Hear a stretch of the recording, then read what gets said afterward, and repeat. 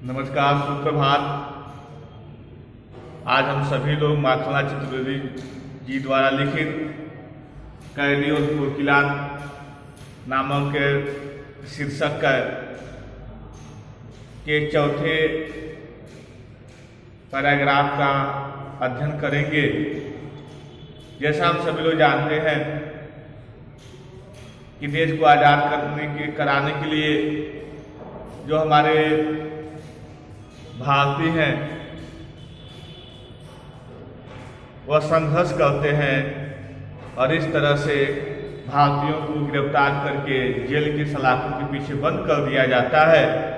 तमाम तरह की यातनाएं दी जाती हैं, प्रताड़ित किया जाता है। ऐसे यातनाएं और प्रताड़ित होने के बाद जो भारतीय लोगों का जो साहस होता है वह डगमगाने लगता है। ऐसे दृश्य को देखने के बाद कोयल अपने गीतों के माध्यम से जो भारतीय क्रांतिकारी हैं उनके अंदर साहस जगाने का प्रयत्न करती है और इस तरह से वह उन्हें अपने गीतों के माध्यम से लोगों के अंदर अदम्य साहस का, ऊर्जा का संचार करती है। आइए देखा जाए अगली पंक्तियों के माध्यम से किस प्रकार से माखनलाल चतुर्वेदी जी एक कैदी और कोयल के बीच के संवाद को प्रस्तुत करते हैं। आगे पंक्तियों में है, काली तू रजनी भी काली। कैदी कहता है कि हे कोयल, तू भी काली है, और रजनी मतलब होता है रात, यह रात भी काली है। कहते हैं कि हे कोयल, तू भी काली है और यह रात भी काली है, शासन की करनी भी काली। जो शासन व्यवस्था है उसके जो नियम कानून हैं वह भी काले हैं। काले का मतलब है अन्यायपूर्वक। जो शासन की प्रक्रिया है वह भी काली है, अर्थात अन्यायपूर्ण है। काली लहर कल्पना काली। आगे कहते हैं कि कारागार में रहते हुए इस तरह से हम लोगों की स्थिति बन गई है कि हम जो भी सोच रहे हैं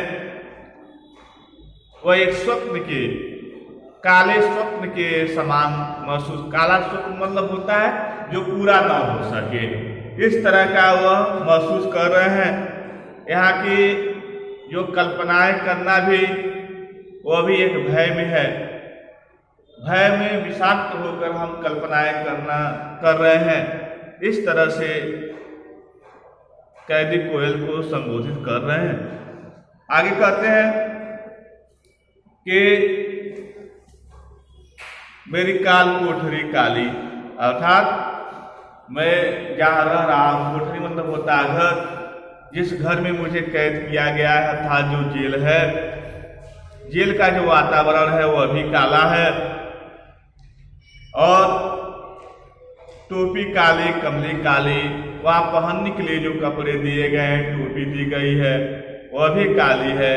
कमली मतलब होता है कंबल, जो ओढ़ने के लिए जो बिस्तर या कंबल दिए गए हैं उनका भी जो रंग है वह भी काला है।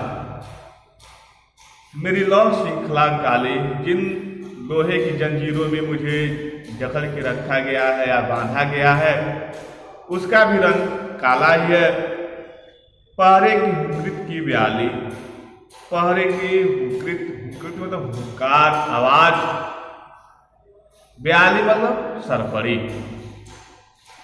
जो पहरेदार हैं, जो पहरेदार के, जो हम लोग की रखवाली करने वाले जो यहाँ पर लगे हुए जो पहरेदार हैं, जो सिपाही हैं, उनके भी आवाज जो होती है सरपड़ी के समान सुनाई देती है। अर्थात कहने का मतलब यह है कि जो पहरेदार हैं उनकी जो आवाज निकलती है वह सरपड़ी के समान डरावने वाली लगती है, डराने वाली लगती है। तो कहने का तात्पर्य है जिस प्रकार से सरपड़ी को देखकर लोग डर जाते हैं, उसी तरह के यहाँ के पहरेदार हैं जो देखने के बाद डर महसूस होता है। अर्थात कहने का तात्पर्य है कि किस पर है गाली आली, अर्थात कोयल को संबोधित करते हैं उस पर भी लोग यहाँ के जो पहरेदार हैं हमें रोने भी नहीं देते, अपनी संवेदना भी नहीं प्रकट करने देते। यही कहा जाए कि यहाँ की जो शासन व्यवस्था है वो अंधकारपूर्ण है, अन्यायपूर्ण वातावरण में हमारी संवेदना को सुनने वाला कोई नहीं है। साथ ही साथ हमें लोग गालियां भी देते रहते हैं, अर्थात मारते भी रहते हैं। आगे कहते हैं कि इस काले संकट सागर पर ऐसा लगता है कि कोयल को संबोधित करते हुए कैदी यह कहते हैं कि यहाँ का जो वातावरण है संकटपूर्ण, समझिए कि जो समुद्र है, सागर यहाँ शब्द आया है, सागर में समुद्र होता है, सागर पले है संकट, संकट यानी सागर रूपी संकट पर, यह कहा जाए संकट रूपी समुद्र पर तुम मरने क्यों आई। मदमाती शब्द है मस्ती से भरी। कहते हैं कि हे कोयल कि तुम इस संकट पूर्ण या अन्यायपूर्ण सागर पर मरने को क्यों आई, तुम तो हमेशा मस्ती में रहने वाली हो। कोकिल बोलो अपने चमकीले गीतों को, तुम्हारे जो सुरीले गीत हैं, यहाँ चमकीले के मतलब मधुर मधुर गीत हैं, गीतों को सुनने के बाद लोग उसकी प्रशंसा करते थे, उसकी प्रशंसा करते हैं, फिर वे देखिए आगे पंक्तियों में क्या कहने का प्रयत्न कर रहे हैं। यहाँ तो फिर वे काली कोठरी के ऊपर क्यों तुम हो, क्यों तैर कोकिल बोलो तो, और इस तरह से वह बताते हैं कि यहाँ पर जो जीवन है इस जीवन का कोई भरोसा नहीं है। यहाँ पर किसी के जीवन की कोई सुरक्षा नहीं है। कब किसके साथ क्या हो जाए, कब किसको मार दिया जाए, कब किसको बंदी बना लिया जाए, कब किसको काल कोठरी में बंद कर दिया जाए, ऐसी शासन व्यवस्था है। ऐसी शासन व्यवस्था में किसी व्यक्ति की सुरक्षा नहीं है, फिर भी तुम यहाँ पर आ गई हो। अर्थात तो कहते हैं कि हमेशा संकट के बादल छाए रहते हैं, तुम अपने प्रकाश भरे आशा उत्साह भरे गीतों को अंधेरी रात में कहते हैं कि तुम अपने मधुर गीतों को इस अंधेरी रात में क्यों मरवा कर यानी उड़ उड़ कर क्यों व्यर्थ कर रही हो। यहाँ तुम्हारे गीत कोई सुनने वाला नहीं है।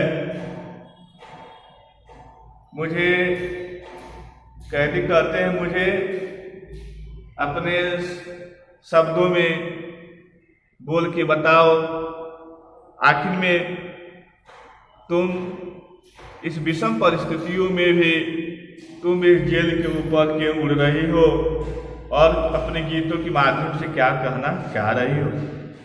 कैदी कोयल की विशेषताओं को और आगे बताते हुए कहते हैं कि तुझे मिली हरियाली डाली है कोयल, तुझे तो हरी भरी डालियां मिली हुई है, मुझे नसीब कोठरी काली है, लेकिन मेरे नसीब में तो एक काली कोठरी है।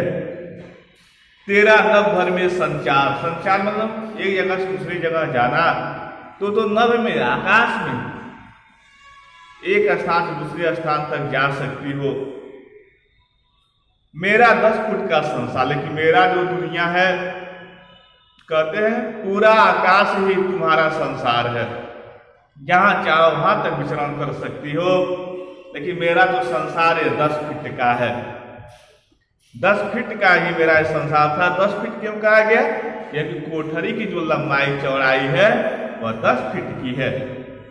तेरे गीत कहावे वाह, तू जब गाती तो लोग कहते वाह क्या सुंदर है, कोयल कितनी मधुर गा रही है, कितनी सुंदर गा रही है।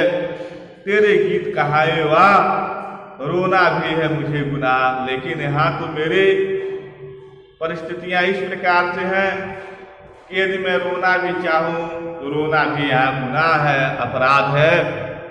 यहाँ पर लोग रोने की भी आज़ादी नहीं दिए हैं, अर्थात रोना भी उनके दृष्टिकोण से गुनाह है। अर्थात यूँ समझा जाए कि यहाँ तो रोने की भी आज़ादी नहीं है। कैदी आगे कहता है, देख विषमता तेरी मेरी, मेरे और तेरे में बहुत अंतर है। विषमता मतलब अंतर, हमारे और तुम्हारे में बहुत अंतर है। बजा रहे इस पर रणभेरी, उस पर भी तो यहाँ पर रणभेरी, रणभेरी मतलब युद्ध के मैदान में बजाने वाले बाजे को हम रणभेरी के नाम से जानते हैं। और इस तरह से कैदी कहते हैं कि फिर भी तो युद्ध की बिगुल को बजा रही है, यानी युद्ध रूपी बाजी को बजा रही है। हमारी तुम्हारी विषमता इस तरह से है कि तुम्हें तो उड़ने के लिए पूरा आकाश है, अर्थात इतनी बड़ी दुनिया है तुम्हारी, और हमें तो बस यह काल कोठरी मिली हुई है। और मैं उस काल कोठरी की जो लंबाई चौड़ाई वह 10 फीट है, और तू जब गाती है तो लोग कहते वाह कोयल क्या गा रही है, कोयल की आवाज़ कितनी मधुर है। और मुझे तो रोने की भी आज़ादी नहीं है, मैं रोना भी चाहूँ तो इस अन्यायपूर्ण शासन व्यवस्था में मैं रो भी नहीं सकता। और फिर भी मेरे तेरे में इतना अंतर है, मेरे तेरे विषमता बहुत ज़्यादा है। फिर भी तो युद्ध के मैदान में युद्ध शुरू होने से पहले जो वाद्य बजते हैं, उन वाद्यों को अपने गीतों के माध्यम से बजाने का प्रयास कर रही हो। कोयल बोलो ऐसा क्यों?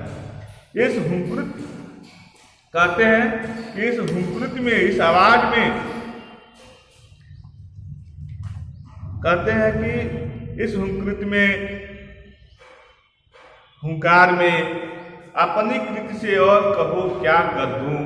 तुम्हारी इस आवाज में बताओ, मैं यहाँ बंदी हूँ, बंदी गृह हूँ, वह भी 10 फीट के इस सीमित जगह में मैं बंद हूँ। फिर भी तुम कहो तुम्हारे हुंकार से मैं क्या करूँ। हुंकार मतलब होता है, हुंकृत मतलब हुंकार है, आवाज। अब तुम्हारी आवाज से मैं क्या कर दूँ, मेरी आज़ादी तो देख ही रही हो कि 10 फीट का यह संसार है मेरा। और इस तरह से कोकिल बोलो तो मोहन के व्रत पर, मोहन शब्द जो आया है मोहनदास करमचंद गांधी अर्थात महात्मा गांधी जी के संदर्भ में आया है। महात्मा गांधी जी का यह व्रत है। क्या व्रत है कि जब तक देश आज़ाद नहीं हो जाएगा तब तक वह चैन से नहीं बैठेंगे, वह विभिन्न प्रकार के प्रयास करते रहेंगे। तो कैदी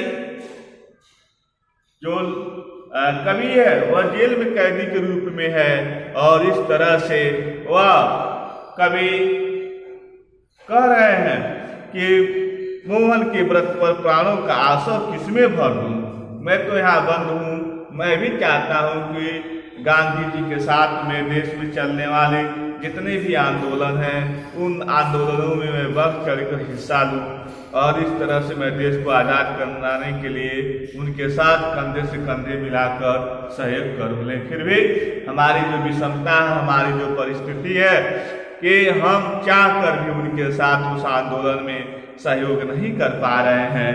हे कोयल बताओ, मैं भी चाहता हूँ कि मैं अपने प्राणों का न्यौछावर कर दूँ इस देश को आज़ाद करने के लिए, कराने के लिए, इस देश को आज़ाद कराने के लिए, करने के लिए नहीं होगा, कराने के लिए मैं अपने प्राणों का भी न्यौछावर कर दूं। लेकिन फिर भी मैं इस विषम परिस्थितियों में जेल के सलाखों के पीछे जिस प्रकार से मुझे बंदी बनाया गया है, मैं चाह कर भी देश को आज़ाद कराने वाली जो प्रक्रिया चल रही है पूरे देश में, उसमें भाग नहीं ले पा रहा हूँ।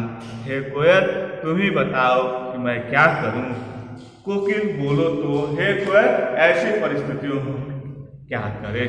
आप देखेंगे इस रचना के माध्यम से जो कैदी है, कैदी कौन है? कवि है। कवि रूपी जो कैदी है वह देश को आज़ाद कराने वाली जो प्रक्रिया पूरे देश में गांधी जी के नेतृत्व में बड़े व्यापक स्तर पर चलाई जा रही है, उसे व्यापक स्तर में के आंदोलन में कभी भी सम्मिलित होते हैं, लेकिन बंदी बना लिए जाते हैं और इस तरह से उन्हें जेल खानों के अंदर बंद कर दिया जाता है। और वहाँ पर जिस तरह से उन्हें रखा जाता है, उन्हें बड़ा दुख इस बात का होता है कि जब उन्हें किसी सामान्य कैदी के साथ रखा जाता है, जैसे डाकू है, चोर है, बटमार है, छोटे मोटे अपराध, असामाजिक काम करने वाले लोगों के साथ रखा जाता है, लेकिन जो कैदी है वह एक देशभक्त है, देश को आज़ादी कराने के जुर्म में उसे गिरफ्तार किया गया है, लेकिन उसे जब सामान्य लोगों के बीच में रखा जाता है तो उसे बहुत अपार दुख होता है और इस तरह से वह अपने रूप को, संवेदना को प्रकट करते हैं। आगे जो कोयल है, कोयल का बहुत महत्वपूर्ण पात्र है इस कविता का। कोयल कैदियों की जो साहस है, जो निराशा है, उनको लगता है हम यहाँ से आज़ाद नहीं हो पाएंगे, हम निकल नहीं पाएंगे, तो कोयल अपने आवाज़ के माध्यम से लोगों का ढाढ़स बढ़ाने का प्रयत्न करती है और इस तरह से हमेशा वह हर संभव अपने आवाज़ के माध्यम से लोगों को संचारित करती है।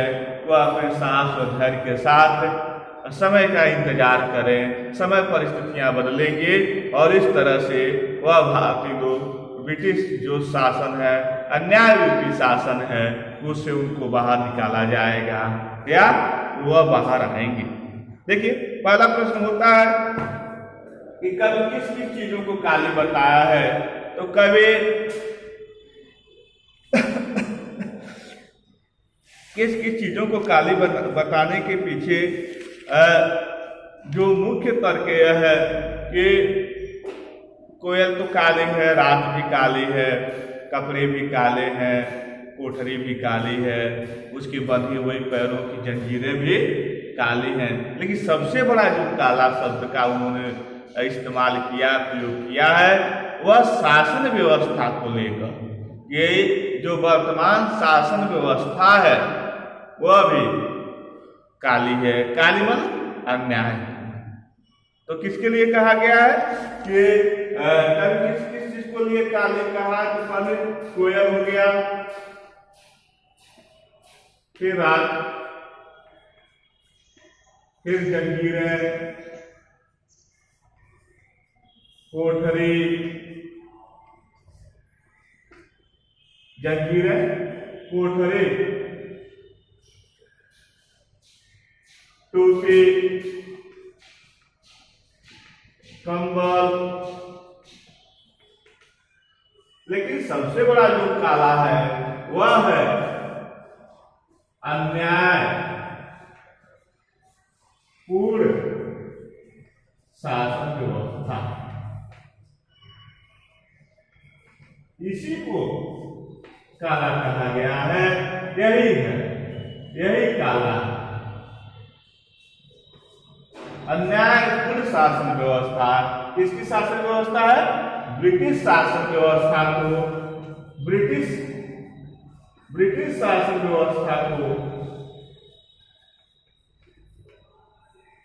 ब्रिटिश शासन व्यवस्था को अन्यायपूर्ण शासन व्यवस्था के नाम से बताया गया। इस वातावरण में कोयल क्या कह रही है? अब देखिए, इस वातावरण में कोयल क्या कह रही है, तो किताब में देखिए आंसर दिया हुआ, निचले पंक्तियों में आप जाएंगे तो आपको मिलेगा कि इस अपने चमकीले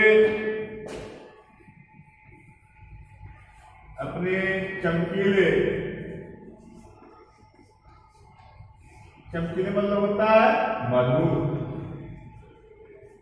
कोयल की चमक नहीं रही है, मधुर है। मधुर गीतों के, चमकीले गीतों के माध्यम से,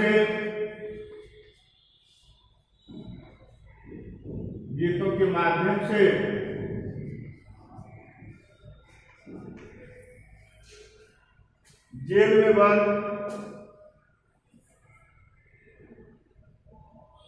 जेल बेबंद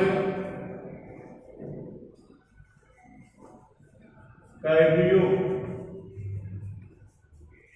का उत्साह, ये सब सही है, उत्साह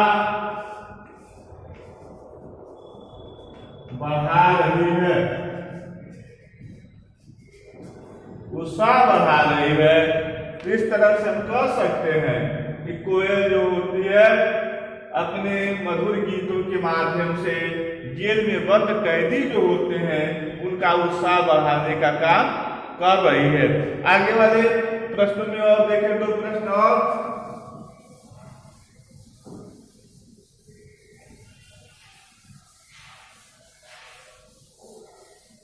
पर दो प्रश्न और देखते हैं। तो पहला प्रश्न आता है, कवि और कोयल को रहने के लिए क्या प्राप्त है? ये तो बहुत आसान प्रश्न है। कवि और कोयल के संसार में क्या अंतर है? हाँ, कवि और कोयल के संसार में क्या अंतर है? प्रश्न हो गया कवि और कोयल के, कवि और कोयल के संसार में क्या अंतर है? प्रश्नवाचक है। तो देखिए, कवि को क्या है? कोठरी है, कोठरी मिला है। दूसरा, इसी मिल जाएगा, कद कोठरी है, कितनी चौड़ाई लंबाई है? 10 फुट। शासन का पहरा,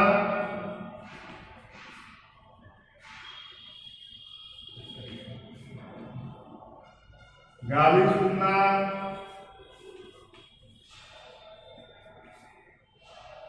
रोने की आजादी नहीं,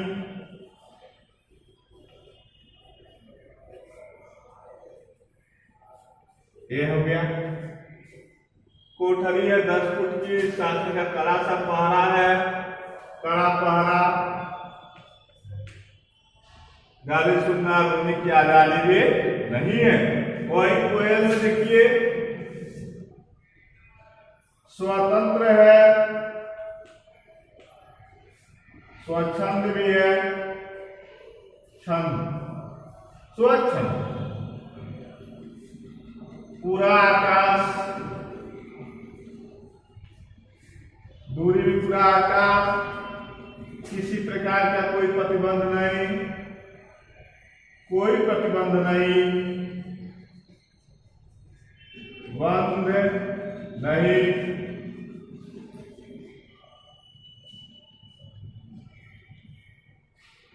गीत गाना, सम्मान पाना। एक कोयल को मिला स्वतंत्रता, स्वच्छंद, आकाश में उड़ सकती है, कोई प्रतिबंध नहीं किसी के द्वारा, और सम्मान को प्राप्त करती है। अगला प्रश्न आप देख सकते हैं कि कोयल के गीत और कवि का रोना किस रूप में देखा जाता है? तो कोयल के गीत को सुनते हैं तो आनंद महसूस करते हैं, कवि जब रोता है तो उसके गीत सुनते हैं तो पीड़ा महसूस होती है। मोहन के व्रत पक्ष से क्या तात्पर्य है? तो मोहन के व्रत, क्वेश्चन नंबर 3 देख लीजिए। मोहन के व्रत, मोहन के व्रत से क्या तात्पर्य है? उत्तर इसका होगा कि मोहन महात्मा गांधी, महात्मा गांधी द्वारा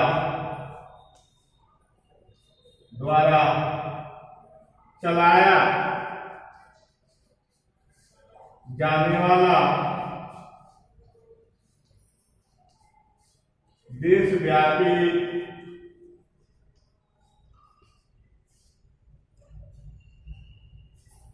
आंदोलन।